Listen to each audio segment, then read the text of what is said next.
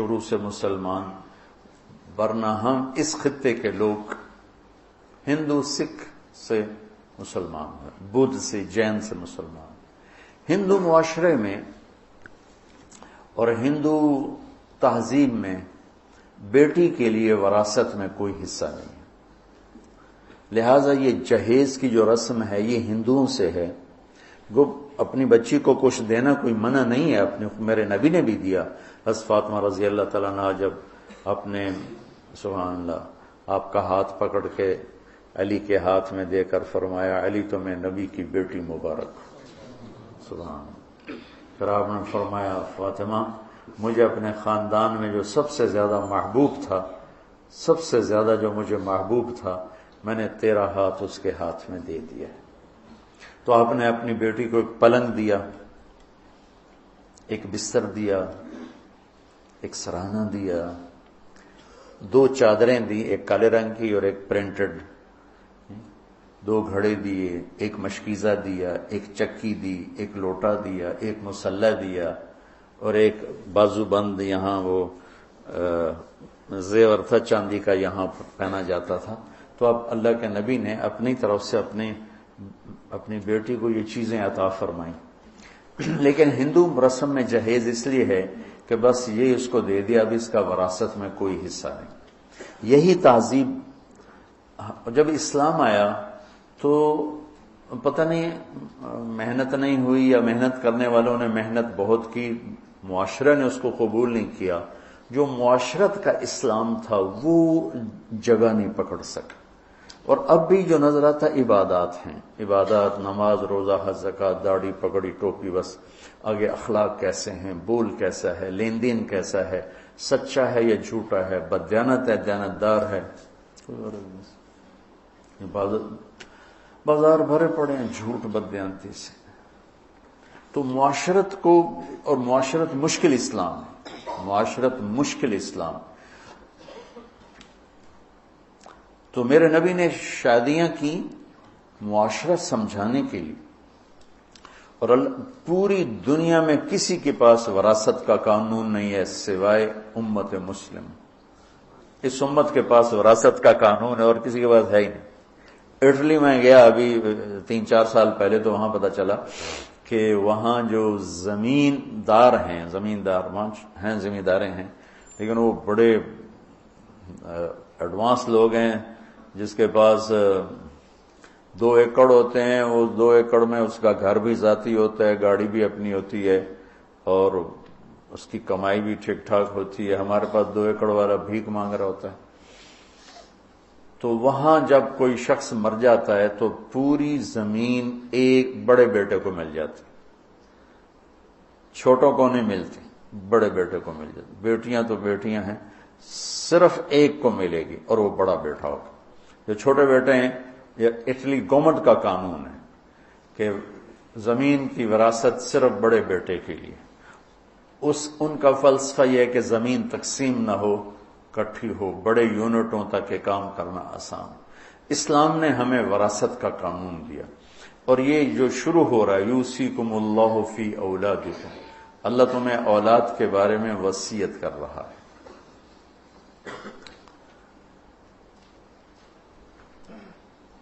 وصیت، ارض واسعہ، سرسبز زمین کو ارض واسعہ کہتے ہیں، سرسبز، شاداب، خوشحال زمین کو۔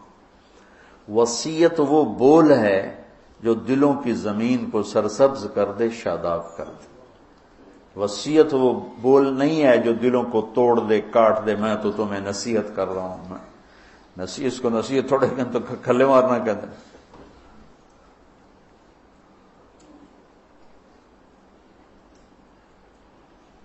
تو اب قرآن کا انداز سنو، للذکر مثل حظ الانثیین، جتنا 2 بیٹیوں کو دیا جاتا ہے اتنا ایک بیٹے کو دے دیا جائے۔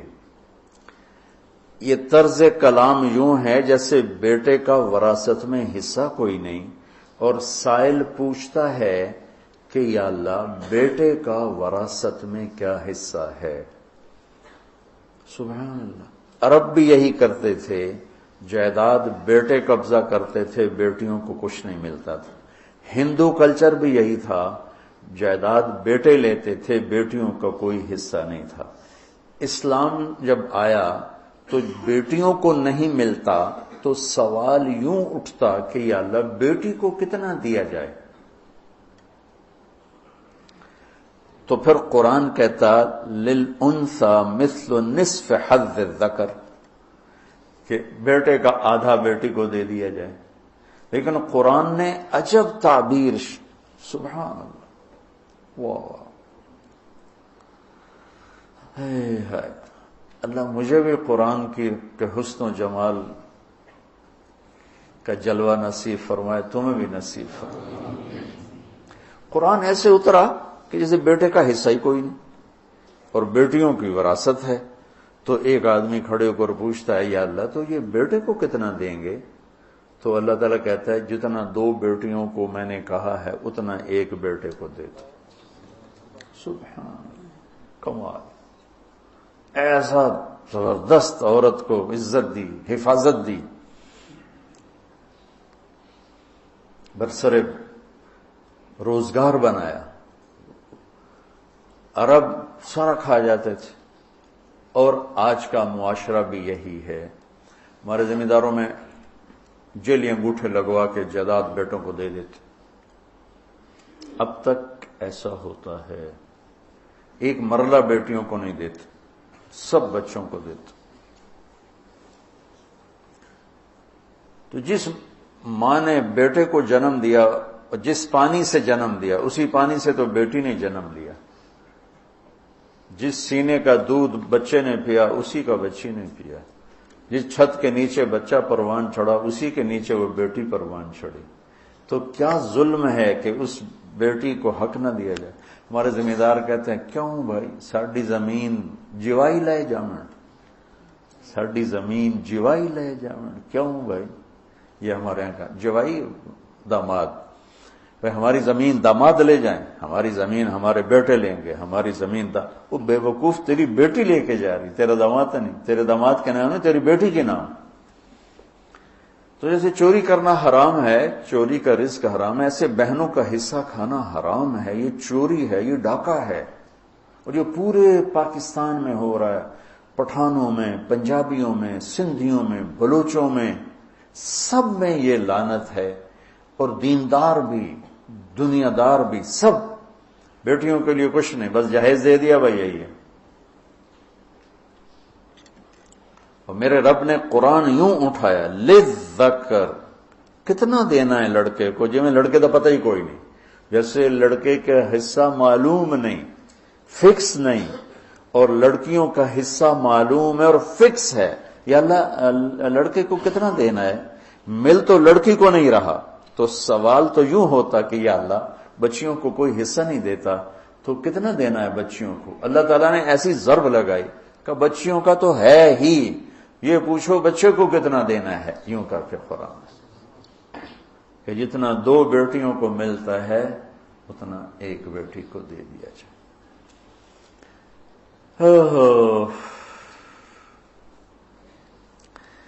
میں رائمنڈ پڑھتا تھا تو اپنے باغ سے شہد کی بوتل، شہد اتروایا اور رائمنڈ لے گیا۔ میرے استاد تھے مولانا جمشید صاحب رحمۃ اللہ علیہ، انتقال ہو گیا۔ میں نے ان کی خدمت میں پیش کیا، حضرت میں یہ شہد لایا۔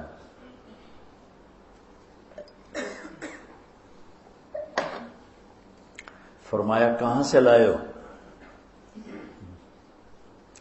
میں نے کہا جی میرے اپنے باغ کا ہے۔ تو میرے والد زندہ تھے اس وقت، تو مجھ سے فرمانے لگے تیرے باپ نے اپنی بہنوں کو زمین میں سے حصہ دیا تھا،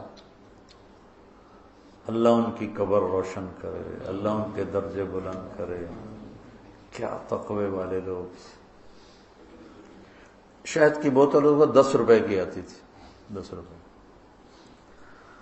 تو ایک اتنی مختصر چیز کے لیے میرے 14 طبق کھول دیے انہوں نے۔ اتنی گہری سوچ۔ یہ سوال کیوں کیا کہ تیرے باپ نے اپنی بہنوں کو حصہ دیا تھا؟ اگر دیا تھا تو یہ شہد حلال ہے، اگر نہیں دیا تھا تو یہ شہد حرام ہے، میں نہیں لوں گا۔ یہ تھا اس سوال کا منشا۔ تیرے باپ نے اپنی بہنوں کو زمین میں سے حصہ دیا تھا؟ میں نے کہا جی اللہ کا شکر ہے میرے باپ کی بہن ہی کوئی نہیں تھی صرف 2 بھائی، ایک ہوئی تھی مر گئی تھی میں نے کہا جی میرے باپ اور تائی کی بہن ہی کوئی نہیں تھی۔ کہنے لگے اچھا تو تیرے دادے نے اپنی بہنوں کو حصہ دیا تھا؟ میں آگیا میں جمعہ ہی کوئی نہ ہوں مسلم، انہوں کی پتہ دیتا ہے کہ نہیں دیتا۔ ایک شہد بوتل کھیلی اور میرے دل میں بچی کی وراثت کی ایسے گاڑ دی اہمیت۔ ہم نے اپنی بہنوں کو دیا، اور میرے والد سب سے پہلے تھے جنہوں نے اپنی بیٹیوں کو زمین دی، تو میرے تایا ناراض ہو گئے، کیوں دیتی ہے وہ ساڑیاں دیاں بھی ساڑے گاٹے پوسے ہوئے سانو چاچے دیتی ہے تو ہی دے۔ میرے تایا میرے والد پر ناراض ہو گئے، کیوں دیتی ہے چھوڑی ساڑے گل پوسے۔ میں کہا میں اپنی قبرے جاونا ہوں، میں کوئی پترا دے مگر اپنی قبر خراب کر۔ تو یہ ایک پورے ملک کا المیہ ہے، اور اس میں سب مبتلا ہیں، کوئی لاکھوں میں بھی ایک نہیں ہے جو کم از کم زمینداروں میں، مجھے شہروں کا نہیں پتہ، زمینداروں میں کہ جو اب بچیوں کو وراثت دیتا، ورنہ سب بچوں کے نام کر جاتا۔ اتنا ظلم کرتے ہیں، اتنا ظلم کرتے ہیں، اپنی قبر خراب کرتے ہیں، اپنی عاقبت برباد کرتے ہیں۔ ایک ساتھی مجھ سے منڈی بہودین کا تھا، وہ ملا تو کہنے لگا آپ کا بیان سنا تو میں نے اپنی بہن کو بلایا اپنا حصہ لے لے۔ تو وہ بیچاری ڈری ہوتی ہیں، سہمی ہوتی ہیں، دے کے پھر انہوں نے ذلیل ہی کرنا ہے، تو وہ کہنے لگے نہیں میں نہیں لینا، بس تسی کھاؤ ہنڈاؤ بس ٹھیک۔ میں کہا میں تیرے نام کر رہا ہوں، اس کے بعد تو نے مجھے دینا ہو تو دے دینا، پہلے میں نے تمہیں دینا ہے۔ کہ میں نے اس کے نام کر دیا جو بھی کو رقبہ تھا۔ تو کچھ دن گزرنے کے بعد میں کہا بے کی صلاح ہے کہ میرے بھی چھوٹے چھوٹے بال ہیں نا میرے بھی بچے ہیں۔ آخر اس نے یہ ایک بڑے فخر کی بات، اگر ہے ماں باپ کی طرف سے کوئی چیز ملے بیٹی کو، اس کے لیے ایک نا سیفٹی ہوتی ہے اور ایک تحفظ ہوتا ہے، عزت نفس مجروح نہیں ہوتی۔ تو جہاں تک میری آواز جا رہی ہے، اللہ کے واسطے اپنی بہنوں کو، میرے نبی نے فرمایا جس کو اللہ نے 2 بہنیں دی، بیٹیاں نہیں ہوتی، جس کو اللہ نے 2 بہنیں، جیسے میرے والد اور تایا، ان کی بہن کوئی نہیں تھی، آگے ان کی بیٹیاں تھیں، میرے تائی کی بھی 2 تھیں، ہماری بھی 2 بہنیں تھیں۔ تو میرے نبی نے فرمایا جس کو اللہ نے 2 بہنیں دی اور اس نے اپنی بہنوں کی خدمت کی اور ان کو ڈولی بٹھایا تو وہ جنت میں داخل ہو گیا۔ کیونکہ بہنوں کو عام طور پہ کوئی دیتا نہیں، خود ہی کھا پی جاتے ہیں، اور اللہ کے فضل و کرم سے جو دیں گے اللہ ان کے رزق میں برکت ڈالے گا، ان کے رزقوں میں بڑھوتری آئے گی۔ جس کو اللہ تعالیٰ نے 2 بیٹیاں، آپ نے 3 سے شروع کیا، 3 بیٹیاں دی، ان کو ڈولی میں بٹھایا، تو میرے ساتھ یوں اشارہ کیا ایسے ہو۔ ایک نے پوچھا اگر 2 ہوں تو ایسے، ایک نے کہا ایک ہی بیٹی ہو ایسے۔ 10 بیٹوں کی شادی کرو، جنت کا وعدہ کوئی نہیں، اجر ہے، جنت کا وعدہ کوئی نہیں۔ ایک بیٹی کی شادی کرو تو جنت کا وعدہ نہیں ہے، جنت میں نبی کے پڑوس کا وعدہ ہے۔ اور یہاں بیٹی پیدا ہو جائے تو، ایک بچی مجھے ملی ہے کہ میری پہلی بیٹی پیدا ہوئی، خامن نے طلاق دے دی کہ بچی کیوں پیدا، صرف اس وجہ سے طلاق دے دی کہ بیٹی کیوں پیدا ہوئی۔ بڑا ستم ہے، بہت ستم ہے۔ معاشرت کو سیکھو بھائیو. جوائنٹ فیملی سسٹم ہے. سسرال والے بہو کو بیٹی بنا لیں، بہو اپنے سسرال کو ماں باپ بنا لے تو کتنا خوبصورت ہو جائے گا معاشرہ. جب ان میں ٹینشن پیدا ہوتی ہے اور ایک دوسرے کو کاٹتے ہیں، پھر جھنجھوڑتے ہیں، پھر ظلم و ستم، چونکہ اس میں عورت کمزور ہے پھر وہ پستی ہے بیچاری. عام طور پر 99% عورت پستی ہے سسرال کے ہاتھوں. کہیں اس کا الٹ بھی ہوتا ہے، عورت ایسی بدتمیز ہوتی ہے سارے گھر کو آگ لگا دیتی. یہ کیسز بھی ہیں. لیکن جتنے بھی لڑائی فساد سنے اس کے پیچھے بس یہ زبان کی گندگی کا بڑا سبب ہے اور کوئی نہیں. اللهم لك الحمد كما انت اهله فصل على محمد كما انت اهله وفعل بنا ما انت اهله انك اهل التقوى واهل المغفرة. ربنا آتنا في الدنيا حسنة وفي الآخرة حسنة وقنا عذاب النار. ربنا تقبل منا انك انت السميع العليم وتب علينا انك انت التواب الرحيم. ربنا هب لنا من ازواجنا وذرياتنا قرة اعين واجعلنا للمتقين اماما. ربنا لا تؤاخذنا ان نسينا او اخطأنا. ربنا ولا تحمل علينا إصرا كما حملته على الذين من قبلنا. ربنا ولا تحملنا ما لا طاقة لنا به واعف عنا واغفر لنا وارحمنا أنت مولانا فانصرنا على القوم الكافرين. اللهم إنا نسألك من خير ما تعلم ونعوذ بك من شر ما تعلم ونستغفرك لما تعلم إنك علام الغيوب. میرے مولا جتنے لوگوں نے میرے ساتھ ہاتھ اٹھائے ہوئے ہیں سب کے گھروں کو رحمت سے بھر دے، برکتوں سے بھر دے، محبتوں سے بھر دے. گھروں کی لڑائیاں ختم فرما دے، نفرتیں ختم فرما دے، عداوتیں ختم فرما دے، الفت و محبت کی فضا قائم فرما دے. یا اللہ سب کے روزے قبول فرما، تراویح قبول فرما. جو ابھی تک غافل ہیں انہیں رکھنے کی توفیق دے، جو ابھی تک تراویح سے غافل ہیں انہیں پڑھنے کی توفیق دے. اور جو تیری بندگی میں لگے ہوئے ہیں، حرمین پہنچے ہوئے ہیں، یہاں محنت کر رہے ہیں، ان کی محنت قبول فرما. اور پوری امت پر آئے ہوئے عذاب کے بادل ہٹا دے. عرب و عجم کی حفاظت فرما. ہماری جوان بوڑھوں کی، عورتوں مردوں کی، چھوٹے بچوں کی حفاظت فرما. ہماری نسلوں کی حفاظت فرما. ہمارے دیس کی حفاظت فرما. یا اللہ آنے والے نیک حکمران ہمیں نصیب فرما.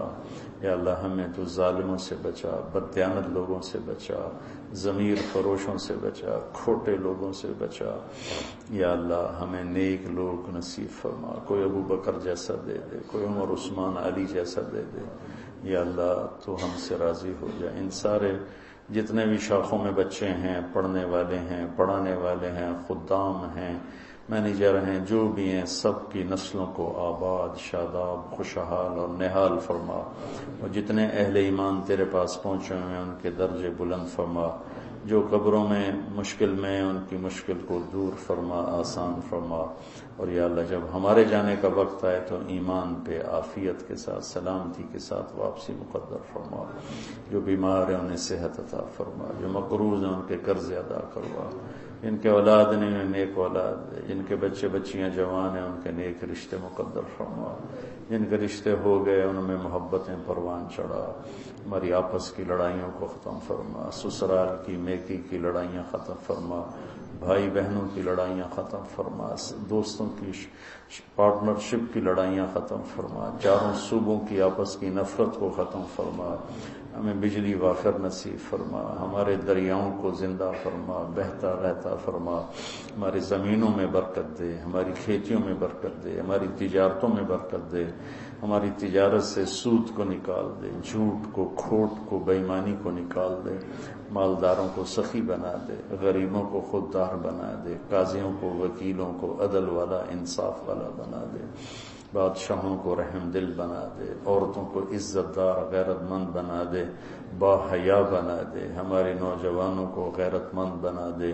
یا اللہ ہمارے اس دیس کی اندر کے دشمنوں سے بھی حفاظت فرما اور باہر کے دشمنوں سے بھی حفاظت فرما. جتنے حکومتی شعبے ہیں، جتنے سرکاری شعبے ہیں، ان سب میں یا اللہ رشوت کی فضا ہے تو اس کو ختم فرما کے خدمت کی فضا قائم فرما. اور جتنے یا اللہ غیر حکومتی شعبے ہیں اس میں بھی لوٹ کھسوٹ ہے یا اللہ اس میں بھی تو دیانتداری کو زندہ فرما. ہمارے تمام شعبہ جات کو سچائی اور دیانت کا نمونہ بنا دے. وصلی اللہ علی النبی الکریم.